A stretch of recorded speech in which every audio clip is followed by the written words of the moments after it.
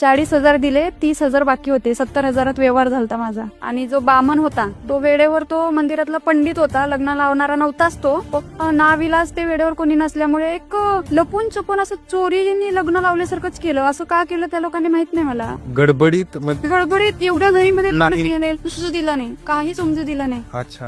आणि तो बामण पण नव्हता, तरी त्याने मंगलाष्टके गायले. आणि नकली मंगळसूत्र होता आणि वेळेवर कुंकू सुद्धा नव्हता. मोस्ट इम्पॉर्टंट म्हणजे मंगळसूत्र पाहिजे, कुंकू पाहिजे, जोडवे पाहिजे, तेव्हा लग्न होते ना. ते ओरिजिनल नव्हते, ते ऑरेंज कलरचं असतं बघा, ते युपी कडचे लोक लावतात, सेंदूर म्हणतात आमच्या इकडे त्याला. बरं. ते भरलं. नवरदेवाचं नाव पण माहित नव्हतं.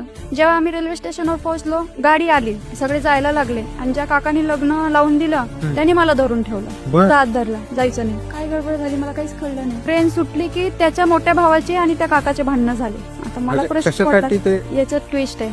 म्हणून म्हणतात कधी कोणावर विश्वास नाही ठेवायचा डोळे झाकून. ते मानलेलं असो कोणी असो, विश्वासालायकच नाही दुनिया. त्या काकाने माझा हात धरून ठेवला, पोरगी आम्ही घेऊन जाऊ देणार नाही. त्याचा मोठा भाऊ लगेच आला, का आम्ही दिले ना तुमचे पैसे.